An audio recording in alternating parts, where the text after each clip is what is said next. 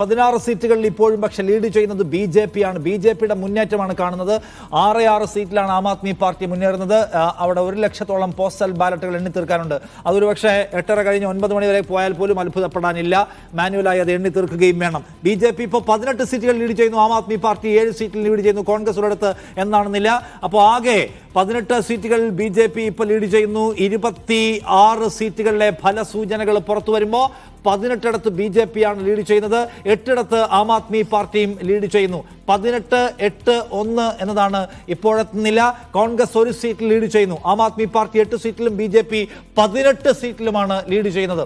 1 ലക്ഷത്തോളം പോസ്റ്റൽ ബാലറ്റുകൾ എണ്ണിക്കൊണ്ടിരിക്കെയാണ് ഈ ഫലസൂചന പുറത്തു വരുന്നത്. കാരണം ഇതിലൊരു കാര്യമുണ്ട്, പോസ്റ്റൽ ബാലറ്റുകളിലെ സൂചനകൾ എടുത്തുകൊണ്ട് പൊതുവായ സൂചന, പൊതുവായിട്ട് തന്നെ എന്ന് പറയാൻ കഴിയില്ല.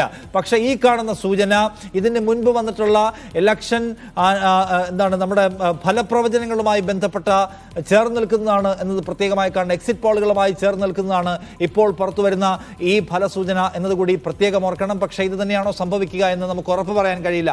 ആം ആദ്മി പാർട്ടി എന്തായാലും ഈ മൊമെന്റിലും അവരുടെ വിജയ പ്രതീക്ഷ വെച്ച് പുലർത്തുന്നുണ്ട്. അതിഷിയും സിസോദിയയും അരവിന്ദ് കെജ്രിവാളും ഒക്കെ പിന്നിൽ നിൽക്കുമ്പോഴും അവർ അടുത്ത മൊമെന്റിൽ മുന്നിലേക്ക് വരുമെന്ന കോൺഫിഡൻസ് ആണ് ആം ആദ്മി പാർട്ടിയുടെ നേതൃത്വത്തിനുള്ളത്. 18-8 എന്ന നിലയിലേക്ക് എത്തിയിരിക്കുന്നു. 4-ൽ നിന്ന് ഇരട്ടി 8-ലേക്ക് എത്താൻ ആം ആദ്മി പാർട്ടി കഴിഞ്ഞിട്ടുണ്ട്. പക്ഷേ 12-ൽ നിന്ന് 18-ലേക്ക് ബി.ജെ.പി. ഒരു കുതിപ്പെടുത്തിയിരിക്കുന്നു എന്നത് കാണുക. ബി.ജെ.പിയെ പിന്നിലാക്കിക്കൊണ്ടല്ല ആം ആദ്മി പാർട്ടി മുന്നിലേക്ക് വരുന്നത് എന്ന് കാണണം. ആം ആദ്മി പാർട്ടി ഒരു സ്റ്റെപ്പ് വെക്കുമ്പോൾ ബി.ജെ.പി. 3 സ്റ്റെപ്പ് വെക്കുന്നുണ്ട് എന്നാണ് ഈ കണക്കുകൾ കാണിച്ചു തരുന്നത്. കോൺഗ്രസ് ഒരിടത്ത് സാന്നിധ്യം അറിയിച്ചിരിക്കുന്നു. കുറച്ച് മുമ്പും ബി.ജെ.പി. കോൺഗ്രസ് ഒരിടത്ത് സാന്നിധ്യം അറിയിക്കുകയും മടങ്ങിപ്പോവുകയുമാണ് ചെയ്തത്. ഇത്തവണ ആ സാന്നിധ്യം നിലനിർത്താൻ കോൺഗ്രസിന് കഴിയുമോ? കോൺഗ്രസ് 1-ൽ കൂടുതൽ സീറ്റുകളിൽ സാന്നിധ്യം അറിയിക്കുമോ? അങ്ങനെ അറിയിച്ചാൽ അത് ആം ആദ്മി പാർട്ടിയുടെ അടിയളക്കുന്നതായിരിക്കുമെന്ന കാര്യത്തിൽ തർക്കമില്ല. കാരണം ആം ആദ്മി പാർട്ടിയുടെ വോട്ടുകൾ കാർന്നു നിന്നുകൊണ്ടേ കോൺഗ്രസിന് മുന്നോട്ട് പോകാൻ കഴിയൂ. കോൺഗ്രസിന്റെ വോട്ടുകൾ ഇല്ലാതാക്കിക്കൊണ്ടാണ് ആം ആദ്മി പാർട്ടി രൂപം കൊണ്ടതും നിലനിൽക്കുന്നതും നമുക്കറിയാം.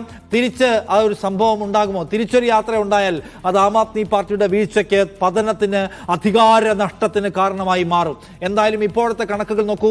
1 ലക്ഷത്തോളം പോസ്റ്റൽ ബാലറ്റുകൾ എണ്ണിക്കൊണ്ടിരിക്കുകയാണ് ഇപ്പോൾ. അത് 9 മണി വരെ ഒരുപക്ഷെ 19-8 ബി.ജെ.പിക്കാണ് കൂടുന്നത് എന്ന് കാണുക.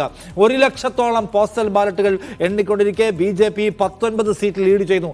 36-ലെത്തുമ്പോൾ മാജിക് നമ്പറിൽ എത്തുകയായി, മാന്ത്രിക സംഖ്യയിൽ എത്തുകയായി, കേവല ഭൂരിപക്ഷത്തിലേക്ക് എത്തുകയായി. 70 സീറ്റുകളിലെ ഫലസൂചനകൾ മാത്രമേ പുറത്തു വരാനുള്ളൂ, ഫലം മാത്രമേ പുറത്തു വരാനുള്ളൂ. അതിൽ 36-ാമത്തെ സീറ്റിൽ ആദ്യം ആര് തൊടുന്നു?